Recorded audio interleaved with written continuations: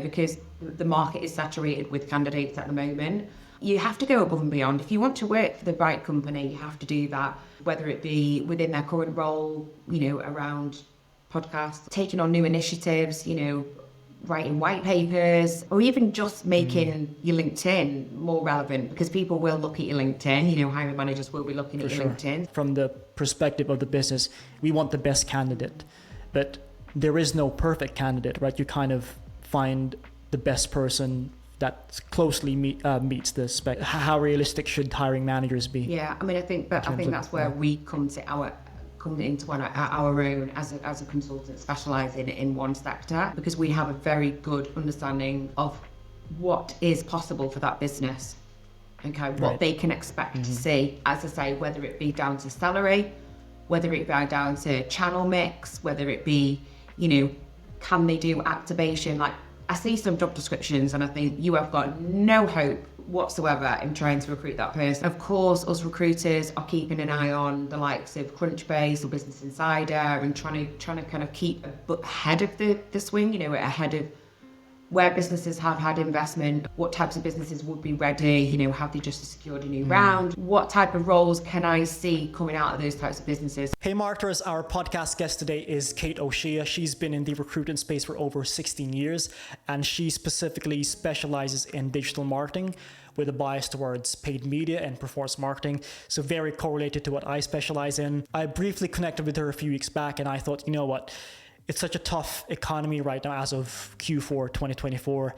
It'd be great to shed some light on what happens during the recruitment process, and why not hear it from a recruitment expert herself. So hopefully you'll find some value there. In the episode, we obviously talk about what the market is currently and how does it compare to last year and the years previously, and obviously how it might compare in the future. We're also going to be talking about what's her practical advice when going through that interview process, right? We talk about red flags, green flags.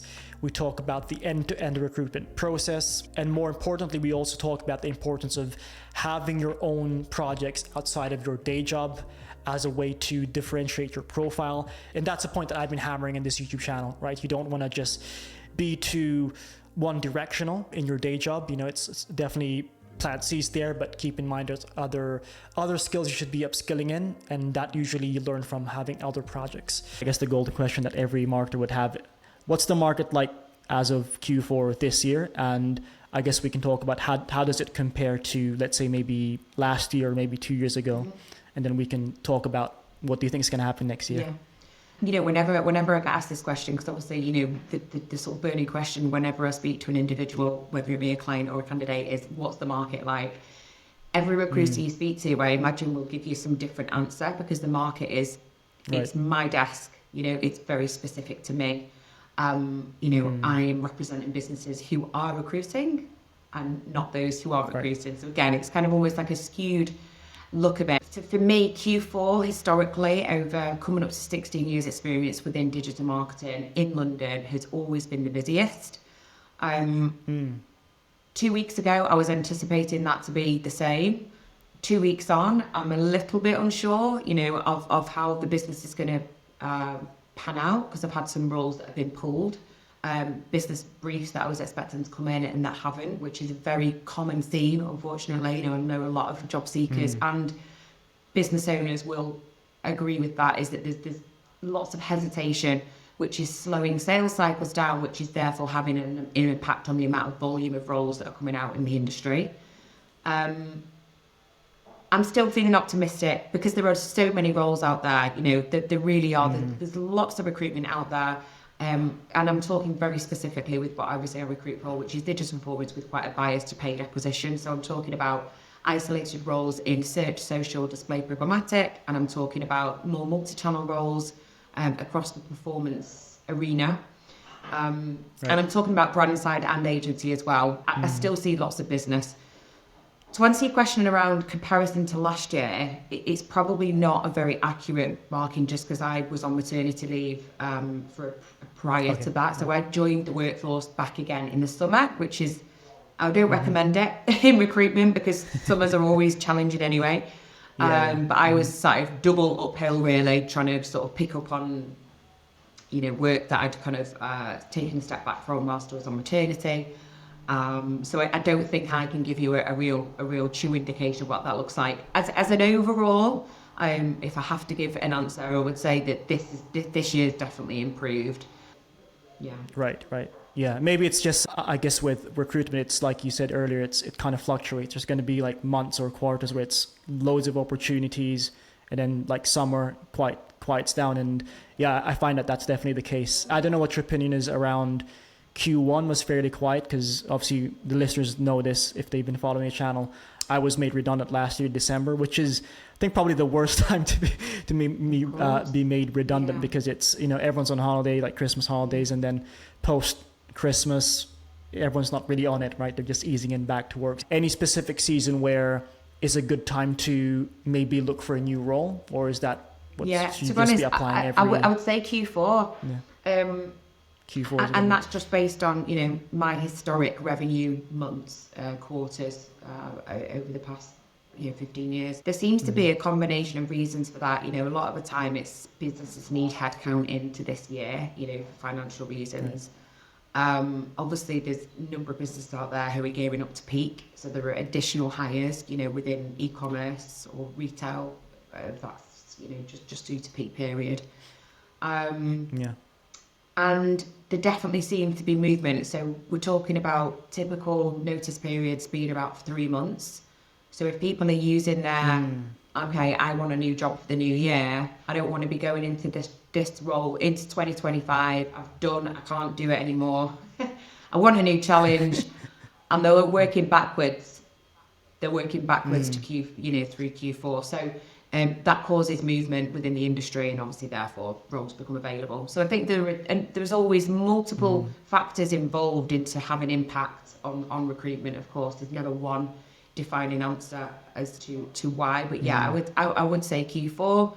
I would say, because a lot of people say, there's new roles in January, things tend to wind down in December. And that might be the case, but it hasn't been the case for me. And maybe it's just, maybe I'm trying to, make some more money before Christmas. Maybe that's the impetus. Maybe it's potentially, and this is it. Every recruiter is different. Every desk will look different. Maybe it's the digital marketing aspect that I've always had, and the impact that has on Christmas, lead up to Christmas. There's people are still on vacation in the beginning of January. There's lots of conversations happening about the planning and financials, and recruitment will a form of that conversation, but it's not always the priority. And so it takes a little while to trickle through. So I would say, end of January, beginning of February is perhaps a more realistic time to start seeing roles coming through. Obviously, I've been both a permanent employee and a contractor, so I've kind of seen both sides of that, I guess, recruitment process. There are similarities, but probably a lot more differences. So for the listeners, they might not necessarily know the whole process of recruitment, because it's not just, you post a job and then someone applies and they get the role. There's a bit more of a process to it. Would you mind kind of giving us an end-to-end process from you, I guess, getting the brief, or maybe you pitching to the hiring manager, all the way to contract signed?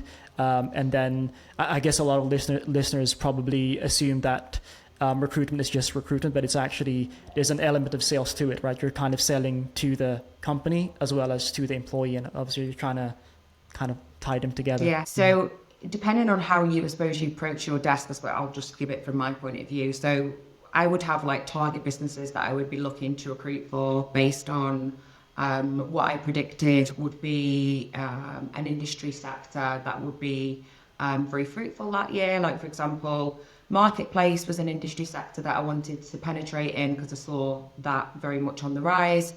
So I would identify businesses that I want to represent, businesses that I think my candidates would be interested in.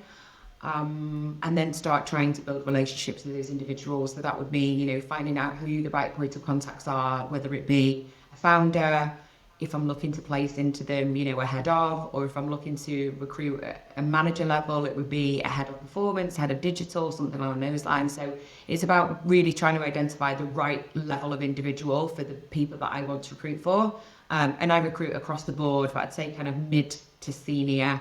So salary-wise, around about 50,000 through to sort of 120. So depending on what level I want to recruit for. And And it may be that I've been generating candidates within that space and they are happy for me to make some proactive introductions. So again, it might have one individual in mind and I reach out to that business on behalf of them and say, I'm working with Johnny. They have a skill set of X, Y, Z. We're working together to uncover opportunities that are going to be suitable. Would this profile be of interest to you? So that's quite a typical kind of phone call for me, actually. And what I sometimes sort of phrase that as is a sort of reverse marketing. So I'm not working on behalf of the business. I'm working on behalf of as an individual. And I've always taken that approach to this market. And I think, certainly when I started in this market, it's extremely candidate driven, so you work with one very strong individual and you take them out to market. And I still take that approach to this day. Just a bit more challenging now because there's more competition. But yeah, that would be the first quarter's call, is trying to find a business that's looking for somebody that's within my market. That is the tough part. So that's I suppose one way of opening up a role is by reaching out to a hiring manager and presenting somebody that's going to be relevant to them. Of course, us recruiters are keeping an eye on the likes of Crunchbase or Business Insider and trying to kind of keep ahead of the swing, ahead of where businesses have had investment and where I think what types of businesses would be ready. Have they just secured a new round? Are they at Seed A? Are they, Series B, Series C? Where are they up to? And what type of roles can I see coming out of those types of businesses? So it's trying to think a bit more strategically as well. Right. But yeah, I suppose that's a bit of background on how we secure roles. As far as kind of taking the brief, I mean, that's really the very, very key part of this, is trying to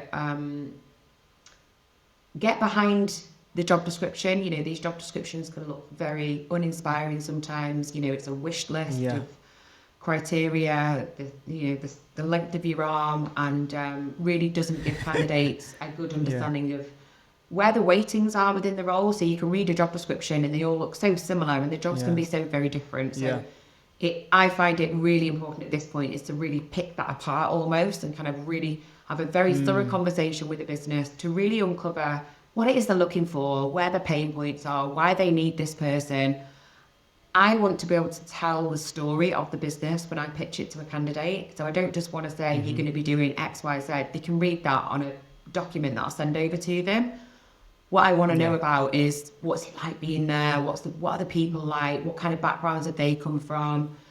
I think one of the main things that people are continuously asking at the moment as well is, I want to work for a mission-led business, I want to work for a business that's like thinking about sustainability. And so that's something that comes up a lot now as well, is asking that question and making sure that I'm understanding where they're at as far as that concerned, because I say a lot of candidates are asking those types of businesses.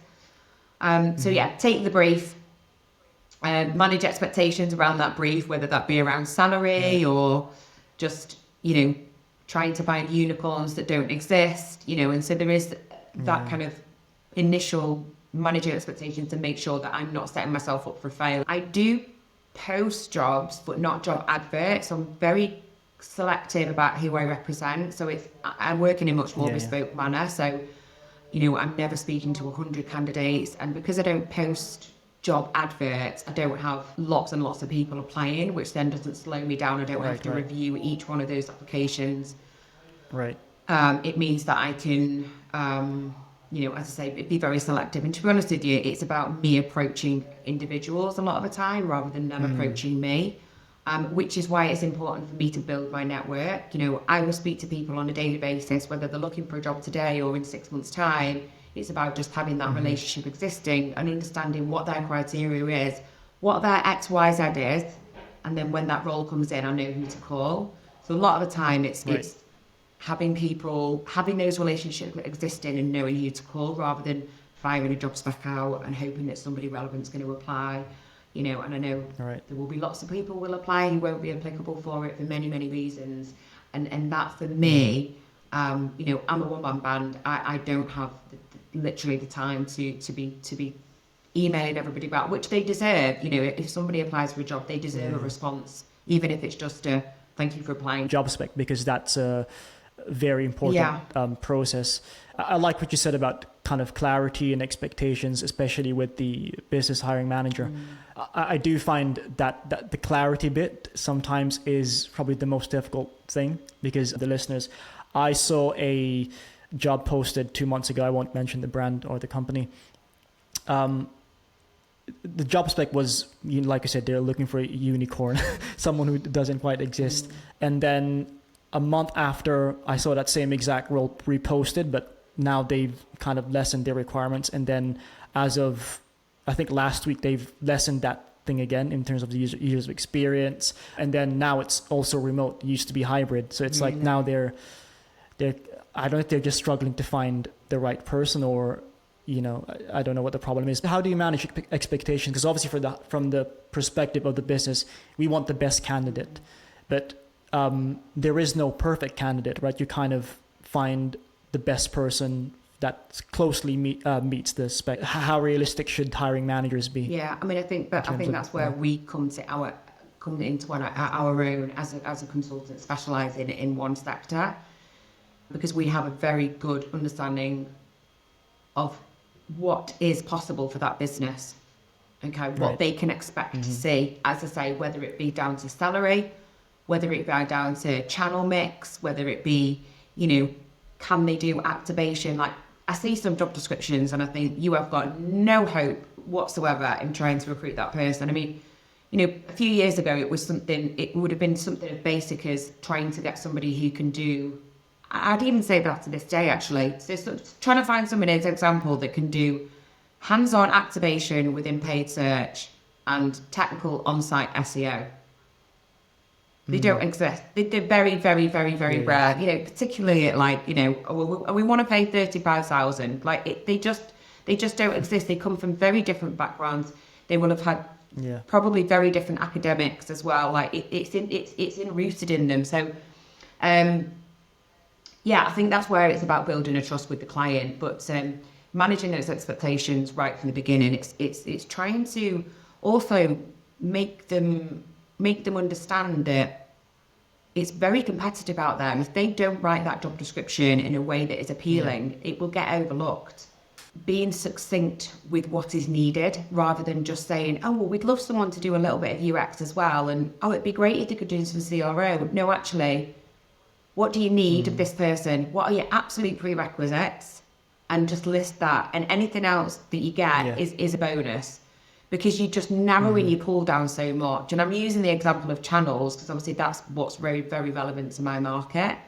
So if you're looking for somebody to do 70% paid search and some paid social, then be explicit with it. You can't find out what you need to find out off a CV, and the same way as you can't find out what you need to find out off a job description.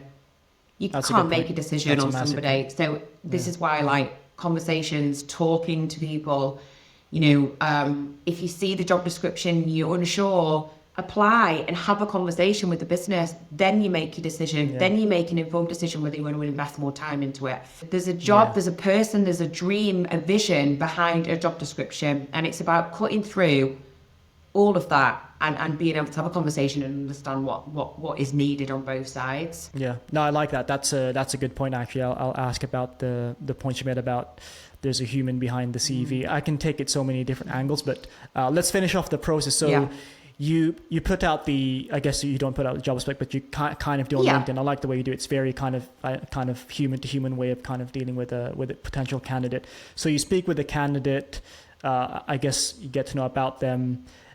Do you try and kind of have at least 5 potential candidates and then you pitch it to the hiring manager, or what's your kind of process from that point? So, I mean, whenever I'm interviewing somebody, I would always approach them with a kind of a potential role in mind. And then we would have an honest conversation around their situation, what it is that they're looking for. Do their motivations match with this brief? If they do, I will brief them on the organisation, share a job description. If they're happy to move forward, I would make an introduction. I don't wait until, I've got 4 or 5 or, I just work the role until I feel I have enough of a breadth. And my interview to ratio is around about 4.1. So it takes 4 candidates to have 1 hire. That's currently, and that can change from year to year. I think earlier on in my career it was 6-1, but I was working much more junior roles and obviously just didn't have the knowledge that I have now. So kind of find it more challenging in the early stages of your career to really understand where people's strengths are. So yeah, we would then submit those individuals, sharing the summary of my interview with them. I would also be very honest, and if I feel that there was some concerns with the individual, I would probably highlight those to the client. And so that's one of the questions that we will ask candidates. Do you have any other interviews? And if so, whereabouts are you up to with those interviews? Again, it's transparency through the process. So the client would review the CVs and then we'd do a first interview. And I think typically at the moment we're talking 2-3 interviews, depending on what level that you're going in at.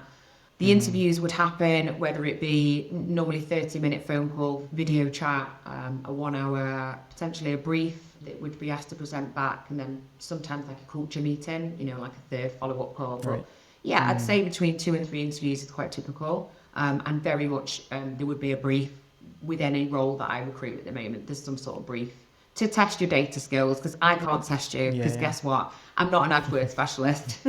My specialism is recruitment. Following that, an offer would be made. And again, this is where I think we help in that process. What we're trying to do is we're trying to marry 2 parties together, and each of those parties has their own priorities. A lot of the time, the business is trying to bring in an employee at a number that works for them, and the candidate is trying to secure a role at a number that works for them. I always believe there's enough intent on both sides. And if the individual believes that this is the right business for them, truly believes it's the right business for them, it's the right company, and it's going to give you the right career step, and if the individual in the business feels that this is the right person to take them to the next level, or to kind of service their client, or to help them on the digital transformation, whatever it is, salaries will be met. There will be negotiation on both sides, I want to talk about that actually, because that's I guess one of the final stages of this whole recruitment process. So by that point, if a candidate does get an offer, for the most part, that candidate would have given you a range or a number of how much they want. So let's say, just to put numbers, let's say it's a performance marketing manager role, £50,000 a year. Candidate said, I want to do 50 to 55. The business itself will say, we will max out at 50, and that's the kind of final thing. But we really like the candidate. What happens in those situations where here's the budget, but then the candidate is really good? What happens? I guess that's the first question. And then second, if the candidate is so good and the hiring manager does want to hire this person, does it ever happen where they go over the proposed budget that they have? Yeah. So I think, first of all, it's about having visibility from day one. So I need to be very clear with the client. Tell me what it is that your salary is at. And one of the questions that I asked is, if I did find a superstar, is the flexibility to go over? So I know from the start where we're at with this. Do I feel that there's flexibility? Do I not? Okay. And that is about having that, about being transparent. So it's right from the beginning. I know, I don't want to waste candidates' time and put somebody in, but if I do feel that actually you are a very, very strong candidate for this role, let's send you across to this number. So right from the beginning, the candidate has visibility on the salary. If it's a 50 to 55, as you gave me the example, and the candidate said 50 to 55, and the role comes in at 50, I'm going to say this very black and white. The minimum was 50, they offered you 50. That is in line with your expectations. Okay, it's not the top of the bracket, but when we interviewed, and when I interviewed you, and when I asked you what your salary expectations were, you said 50 to 55. If 50 was too low, that conversation should have gone 52 to 55. Okay, but you know how recruitment works. It's in our interest to get you the best package. However, the first priority is making sure that you are selected and that you are not unselected because you are coming in £2,000 more. And sometimes, particularly at the lower level roles, which again, I don't really deal with it, but sometimes it can come down to that. You don't want to outprice yourself. So you almost don't be greedy. Remember that there are other people in the process, and if the business has a budget, they have a budget, and they may have to sacrifice something that you have for another candidate because they can't find an extra £2,000. So it's really important, but it just all comes down to transparency. If I know that, I can talk to the candidate about that, and I can say, look, are you willing to walk away from this opportunity because they're coming in £2,000 less than your ideal? You know, which I don't know how much a cup of coffee is per day over the course of a year, but it can be something like that. Do you know what I mean? Yeah, I think that the theme of this chat is basically, I think, transparency, which is for both sides, right? From the candidate's point of view and the business or the hiring manager. I think it just makes it easier. When there's one side sugarcoating things, it becomes a bit of a waste of time for both parties and you as well, because you're basically the bridge between both parties, you know, and if they're both not really transparent, you're kind of you deal with it at the end. You've interviewed many candidates, I'm sure. We can talk about maybe what makes a great initial interview and then what makes a bad initial interview, like red flags. So maybe let's start with what makes a great initial interview. So this is a funny one, because obviously, as far as the interview is concerned, you know, I interview very, very differently to how my clients will interview, you know, because I don't have the technical understanding. Yeah. But what I would say as some pointers is a great first interview, whether we call it, you know, not with me, because I would call me, it would be like, you know, a screening call. That's what I would call my you know, it's not a full-on interview for the role, is it? You know, I'm screening the candidates, which is different to how a client would do it. What I would say is absolutely prepare around the business. So you cannot go on that call if you've not been onto the website. You know, you should be, as a digital marketer, having a look at what touch points they've got, what are they doing, how mature are they. So you really need to be understanding where they're at in terms of online marketing, you know, and how they compare maybe to some of the competitors. Absolute basics of a preparation for an interview is go on the website and do some history. You know, we're not talking about, you know, when they're founded, not as important. You know, it's more about what they're doing now in the current state of, particularly in relation to the role that you're recruiting for. So preparation around the business. One thing that I always prepare my candidates on are tailor your questions. So every person should go into an interview with questions, because surely you have the mindset is you're interviewing this business as much as they're interviewing you, particularly again, because this market's very competitive. But the amount of people that just, first of all, probably don't think about the questions that they're going to ask, which I always wonder why anyway, because surely it's important for you to understand whether this is a role that you want to invest more time in, or a business. So I always find it a bit peculiar if people don't have kind of prepared questions, but more specific to the role. So yes, you know, it's good to understand what the org structure looks like. It's good to understand kind of where the role's going to go. But I think it's about the intricacies. There has to be something about this role that you really want to know about, or about how they work with the clients, or how they generate the clients, or there has to be something. So I always say tailor your questions. I always say try and teach the interviewer something they didn't know about the market. So if they are head of performance for a retail business who sell educational literature for children or something along those lines, tell them something about the education sector that they don't know. You know, and I think just right. Literally that will separate you from another candidate all day long. That's what they're looking for. They're looking for you to bring the expertise into the business, whether that be agency side or in-house. So teach them something they don't know about their own industry. And then I think sometimes it just seems like a basic one, but building rapport seems to get a little bit overlooked sometimes. I think, yes, it's important for the business to give a good account of themselves and to want to bring that person into the business. And it's as important for you when you're talking to that hiring manager to really build that rapport. You know, you're two humans talking to each other. Let's get the best out of the call. Let's really put in everything we've got. Let's really kind of give it our 100% attention and give it everything, give it our whole focus, and really try and get to know that person, because it will help you understand whether it is a business you want to work for and whether this is a hiring manager you want to work with. You know, so I think just getting to know people, I think it's an overlooked part within an interview that I think I would encourage people to focus on as well.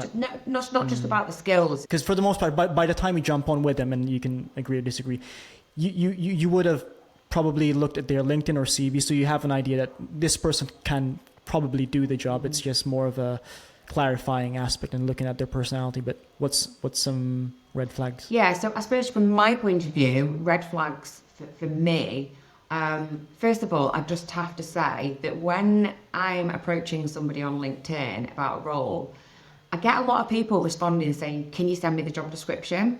It'd be good to kind of get your take on this. Yeah, sure. Is that a common thing? Do recruiters just send out job descriptions and kind of just hope that the role fits? Because that is so far away from my approach to my job. So I find it quite peculiar that people just want to see a job description and they're going to make a decision on that. Because again, going back to the point that I made around there's a person behind the CV, there's a lot more that I can share than just sharing a job description with you. So, let's have a call, let's get to know each other, let me find out a bit more about you, and then I can actually tell you whether I think the role is going to be relevant for you. It might not be, you might think culturally it's not right, the size of it, there's just so much more. And also, as I say, job descriptions are quite uninspiring, so I find it quite difficult to just send a job description, just hope for the best. For me, it's not quantity over quality, it's very much the opposite way around. But so if somebody is asking me for a job description, I'm sorry if anyone has ever just done that, but that is almost a red flag for me. And perhaps it's because of my approach to the market, but I like to speak to people and I like to get to know people, understand. It's too transactional, right? Yeah. So can you just send me a job description, I'll make a decision. And so that's a red flag, just because I think, okay, that's going to be difficult to work with this individual potentially, because I'm right from the get-go, they're just asking for a job description and maybe not like, but they might have had a bad experience with a recruiter. But yeah, hopefully once we've been able to get on a call, if they just don't have time for me, if they're just like, they think it's going to be like a 5-10 minute call, again, like in my head, I'm thinking, right, I'm going to get to know this person because I could end up working with this person for 10 years. I want to know who you are. I want to know, what you want from your next role, what culture fit it's going to work for you. I really do dig it deep into that initial call, and I'm only talking 30 minutes, but if they've not got time for me, that doesn't show much intent to move roles. And so I'm going to be honest, is that you're probably going to get less focus from me if you don't feel willing to give me that time necessarily up front. So this is more from my point of view rather than the client's point of view. But I did also just put some other notes down in terms of what to not do in an interview. And I'll just fire through these. Go for it. Clearly being late, not cool. I know. Do people do that? Yeah, that's crazy. They do. Yeah, I mean, even just a couple of minutes. I just think you need to be ready and waiting there. You need to make sure you've got signal, okay, because it shows you've not prepared. Just make sure you're not late. Having no questions. Obviously, I think I've covered that. Asking about salary on a first interview, it's a big no-no. I feel like most people will know that.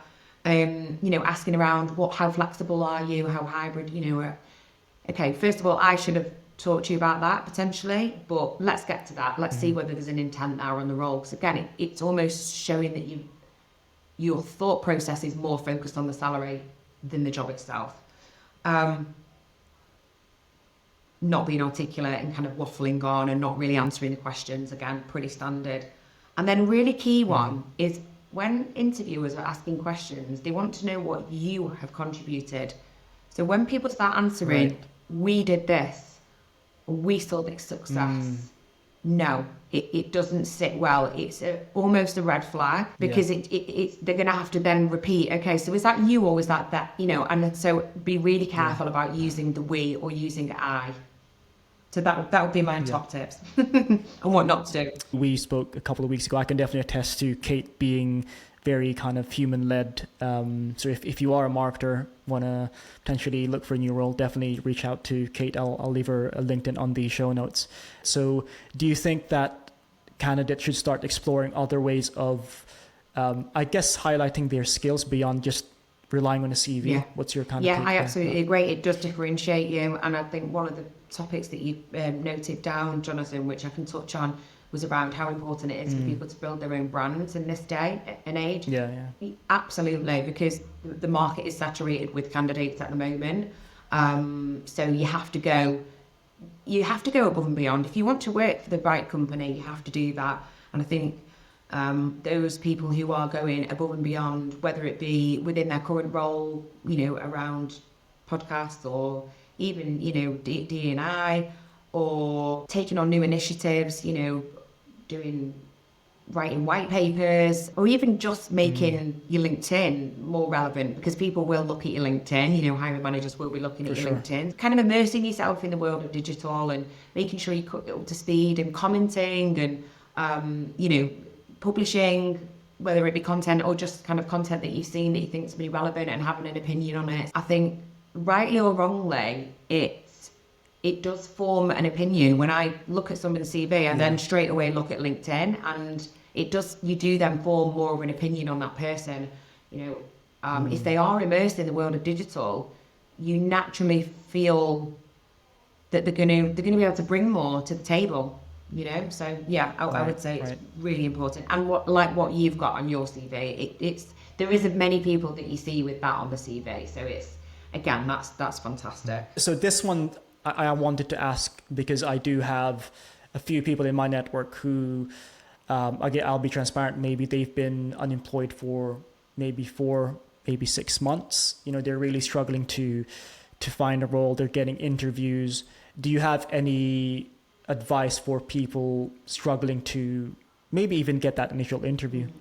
Yeah, and do you know what, this is the part of the job that I don't enjoy, and I find it I have been finding it more challenging, just to see the difficulties that people are going through, and talking to people who I've known for a long time, who have built relationships with, and who have said to me that it's been the worst time of their life. 2 individuals just last week, both were on the market 4 and 6 months, and they are emotionally wounded by that, and it's been an awful time, not just because of the difficulties, that impacts on home life and financials, but the way that some of these companies have been treated. So absolutely, heart goes out to you if you're going through that, and just know that you're not alone. I know that doesn't always make it better, but it's not something that you're doing. Unfortunately, this is the market at the moment, and you are very much not alone. So I would encourage you to, talk about it. Don't feel ashamed. Share those stories, because there are other people, who perhaps have had worse stories. And I'm not to say that sit around and let's talk about all our worst things, but I suppose it's just to kind of be open and know that it isn't you. And unfortunately, there's a huge disconnect between businesses and individuals at the moment, which I do hope that we can see a change in that. As far as what you can do, go back to basics. Your CV has to be the best CV that you can do. So don't rely on a hiring manager or a recruitment manager or a HR professional within the business to understand what it is you do. So you won't make this rule of 1-page CVs. I just don't agree with it. I think it's more important to get the content on than it is just to keep your CV to 1 page. Yeah, don't go extreme and start making 3, 4, 5 pages. This all depends on how much experience you've got. But your CV needs to be written in the best way possible. Okay, so write it and rewrite it and share it with your recruiter. More than happy if anybody out there is struggling and feels that their CV perhaps needs reviewing. I am absolutely more than happy to review that. This really has to be within the digital marketing space, because I don't recruit outside of that. For me, when I see a CV with numbers on it, so what I'm talking about is, can you demonstrate an improvement that you've made on CPA, for example? What different KPIs have you used? What improvements have you seen? Have you worked in specific markets? Have you been part of any product market launches? I'm looking for details. I'm looking for details around the initiatives that you've personally done within the business, as well as what you've been part of. But I think as a priority, it's what you've done. But yeah, I think that it's detail. I'd rather see more detail, and then we can pull it back, than not see enough. Right. Again, you need to remember, a lot of these CVs, they aren't hitting hiring managers' CV desks. They're hitting HR professionals who could well have 50 different roles open with different skill sets. So their specialism isn't within digital marketing. And sometimes, it's a robot that's searching for keywords. You just need to be very conscious of what your CV reads like visually as well, and so aesthetically, and as far as the content is concerned. Use your network, put your green button on LinkedIn, you're open to work, do what you need to do, but call upon all those people that you've worked with, friends, colleagues.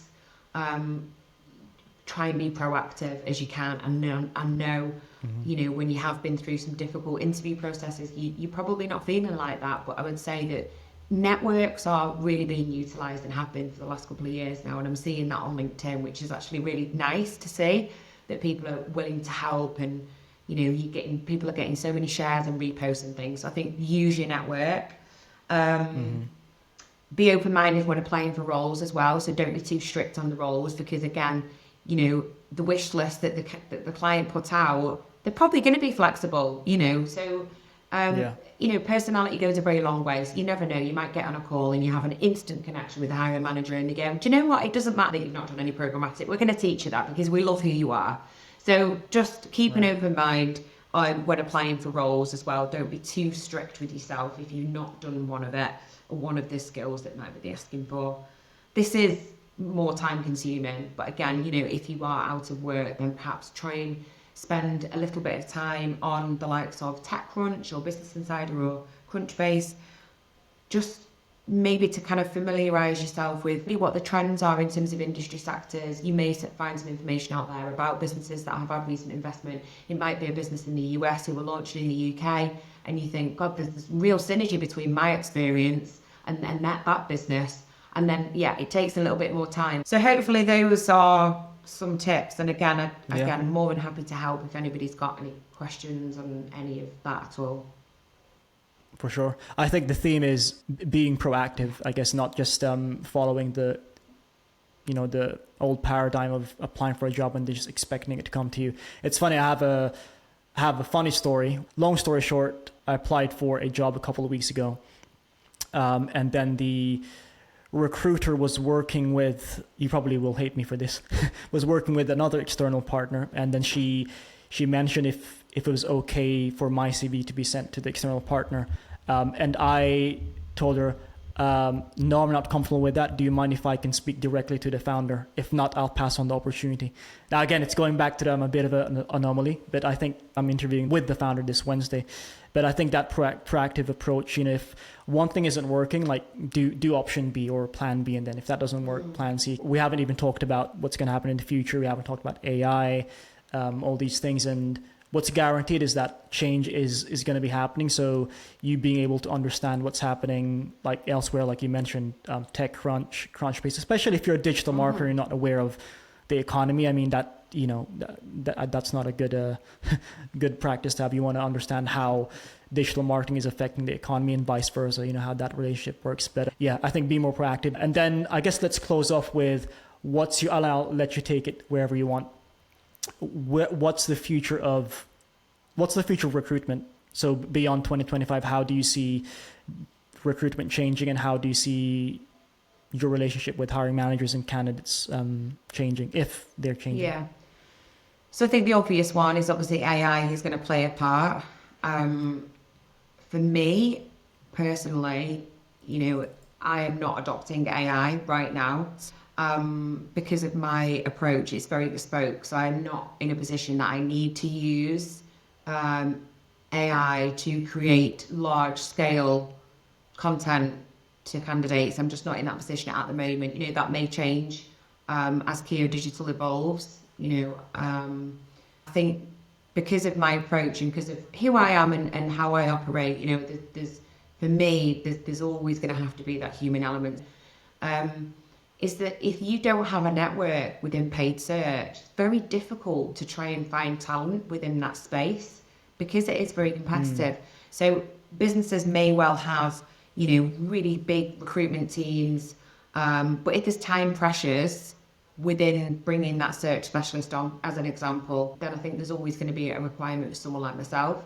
But I think how things will continue to change, and I think, looking back, even just 10 years ago when I did this job, it was much more like the Wild West. I was working with Amazon, I was working with, huge players. I mean, you can get much bigger than Amazon. Nowadays, those businesses have real robust internal recruitment teams, and... I went through that process right away. Did I tell you? I interviewed with Amazon? No. Yeah, it was like a 6-stage process. Yeah. I didn't get the thing in the end, but maybe it's better because now they're forcing employees to be in the office 5 days a week from next year. Wow. it's a godsend. Oh, no. I've seen the impact of remote working and hybrid working have on people so positively. So I would really prefer to stay away from representing businesses with 5 days because I don't think it's necessary. We've proven that we can make things work.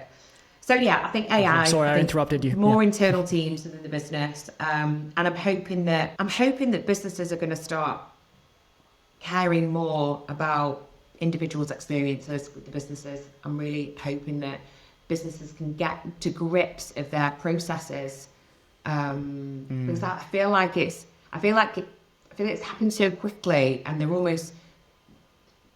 they need to be able to keep up with the volume of individuals that they've probably not been experienced doing it used to before. So they brought their internal teams on. Okay, so they're saving a few quid by not using recruiters, but the candidate experience is appalling. You can't continue to do that. You're not going to be able to continue to grow a successful business unless you sort that out. So I'm hoping that, as time goes by, that businesses that are, recruiting large scale or even just having large scale of applications will focus more on that candidate experience for people who are or aren't unsuccessful. Cool. No, that's awesome. We can probably close out there. Thank you so much, Kate, for joining. Do you have any closing statements, and where can people find you? No, I just want to say thank you for the opportunity. It's good to be able to kind of, I suppose teach the market a little bit about, how it looks from our side, and kind of the groundwork that goes into the behind the scenes work. It's recruitment is tough, from both sides. We're dealing with people, and people are tough. For sure. So I just really appreciate the opportunity. Just to highlight my experience, or where my focus is digital marketing with a very strong bias to paid acquisition. So any sort of head of digital, head of performance manager, digital manager, search, social, display, programmatic from an isolated channel point of view. Almost 16 years experience explicitly within that area. I don't do SEO, I don't do content, I don't do PR, I don't do offline. It's very, very niche. So if you're someone out there with that skill set looking for a new role, then reach out to me. Or equally, if you're a business and looking for someone with that skill set, I'd love to hear from you. Cool. Sounds good. All right. Thanks, Kate. Jonathan.